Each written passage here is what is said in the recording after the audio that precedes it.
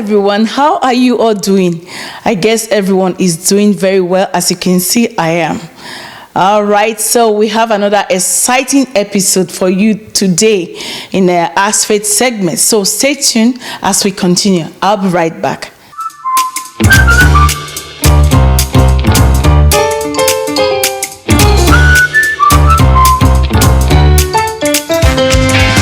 So welcome back to Ask Faith segment. Before we go into today's email, I would like to thank everyone that have been supporting, and also to thank those that have been sending us email. Thank you very much. I really appreciate your efforts and the fact that you're sending us email. Thank you so much. So let's get into today's mail. All right. So for today, I have this email sent to us from anonymous person. So it's the person said, "Hi Faith, I'm sending this message because of what happened to one of my family members. I lost my cousin and her mother because her mother was an HIV victim. She contracted the disease through her husband, but she refused to disclose it to any of our family members because she was afraid and ashamed of the stigma that is associated with the disease. As at the time my family found out about her health issue, it was too late. She was using herbal medicine to treat herself, but she died last year, and her daughter died last month. My niece just died last month. My family is devastated about this issue. The reason I sent this message is for you to advise people who might have similar issue so that they know the implications of not letting people know what is wrong with them. First and foremost, I'm so sorry for your loss. My condolences to your family. Thank you very much for actually sharing this with us. This is really deep. And you said you want me to advise people because of what happened to you. If you're watching, you just heard from an anonymous person that sent us an email. What happened to their family members? We don't wish that on anybody. So the first advice I have for people is that when you have this kind of issue, the first thing is to meet a medical professional. And second of all, HIV/AIDS is no longer a death sentence. Gone are those days when you see people that have HIV or people that contracted HIV will die because there is no medication. They have medications, it has treatment. Somebody that have HIV can actually live a fulfilled life just like somebody that don't have HIV, because there's medication. They can maintain and still manage their health with the medication that they have these days. So if you have HIV, please make sure you disclose it to a family or your loved ones, and you don't want a situation whereby you are caught in that way by yourself. You don't know what to do. You are so afraid. A lot of people still survive it. HIV have treatment these days. Okay, so I'm just begging you. They said open rebuke is better than secret love. I can't even emphasize that enough. It has treatment. People live normal life. They do normal things, and they can still give birth. All right, we don't want a situation like this. Thank you very much for actually sending this message, and I hope this message will help those of you that are watching right now. You might know somebody that have this disease. They should try and use the right medication. All right, for our second email that was sent to us, there's actually a video sent alongside with the email. So I want you to take a look at the video before we go into the question.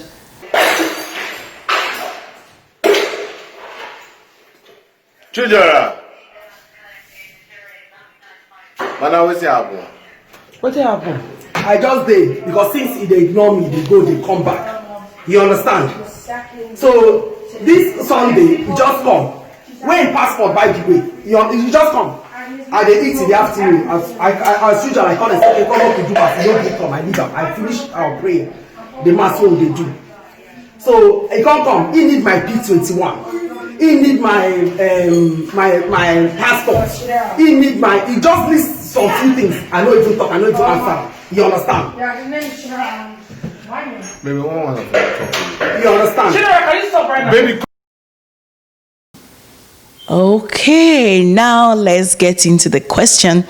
This person is also anonymous. He said, "Hi Faith, I saw this video online a few days ago and I was really upset with different comments from people, especially those people that were stereotyping the boy as bad boy because he was raised by a single mother.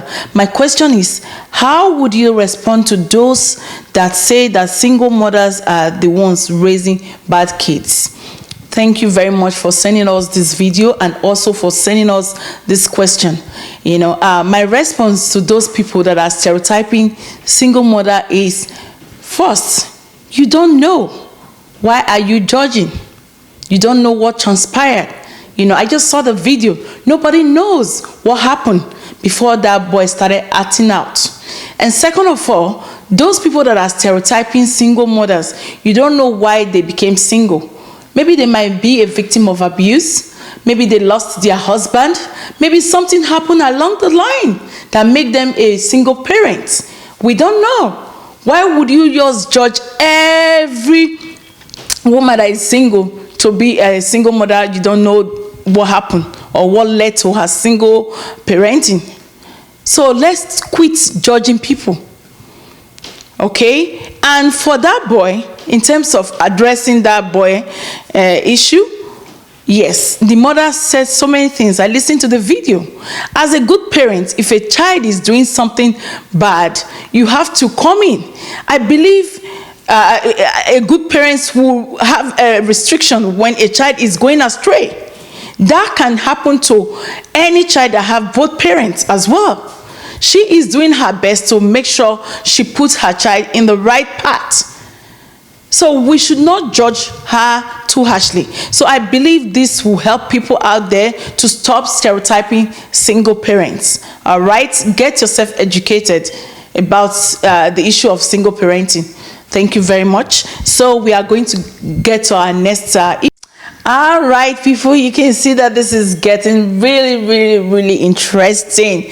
Okay, our next question for today is from Andra. It said, "Hi Faith, my name is Andra. I've been married for 8 years now. My husband won't let me work. He said he is competent to care for me and our 2 children. He has been meeting my financial needs, but I just don't feel good about the whole thing, especially when I have to sometimes explain what I need the money for. What do I do in this kind of situation? I'm really confused about everything." All right, Andra, this kind of situation, a lot of women are entrapped in this kind of situation. But hello, I have a good news for you, girl. You're already feeling bad about this whole thing.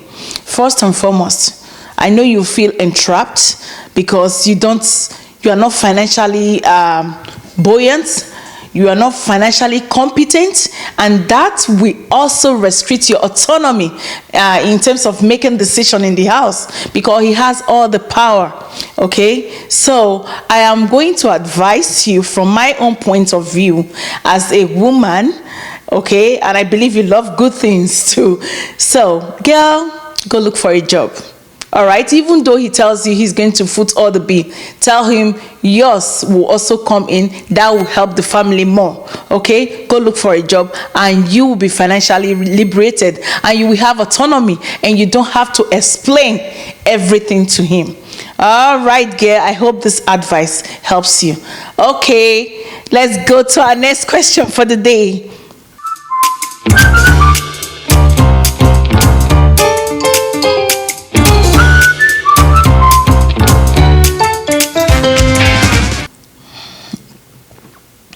I told you guys that this is getting really interesting by the day. So our next question, which will also be the last question because we have tons of emails sent to us.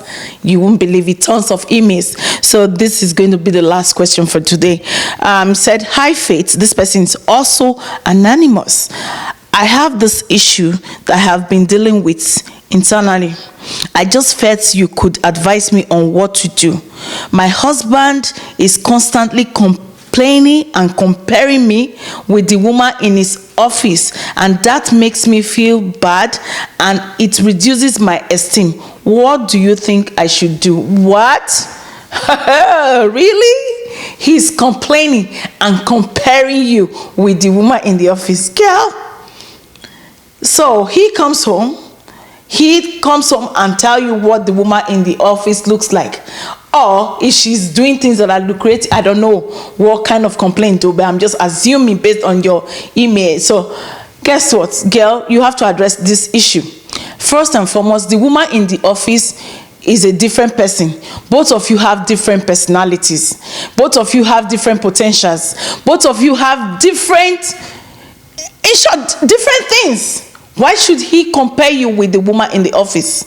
If he wants you to do something, he should come to you as a good husband and advise you, my wife, I want you to do this and I believe you can do it, in a very constructive way and in a way that is loving, not in such a way that you will be looking at yourself, in such a way that will reduce your esteem. No, that is not good.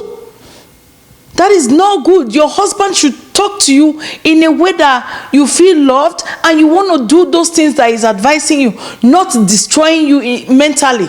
This is affecting you psychologically. It's making you feel you are not enough. And you are more than enough, girl. Okay, I want you to call him to caution that you are not the same with that woman. If he wants that woman so bad, he should go with her. But that's not the issue. But call him and tell him that he should stop comparing you. It's like you comparing him to another man. How will he feel? Just let him know that. How will he feel? Because there are other men out there that are better than him. He should be contented with what he has. And if he wants to upgrade or do anything, he should talk to you and both of you should come to a compromise to improve your life. All right? Girl, address the issue as soon as possible. All right. All right, viewers, thank you very much. We've come to the end of today's segment. Thank you for watching, and please don't forget to subscribe to our YouTube channel, like us on Facebook, and follow us on Instagram.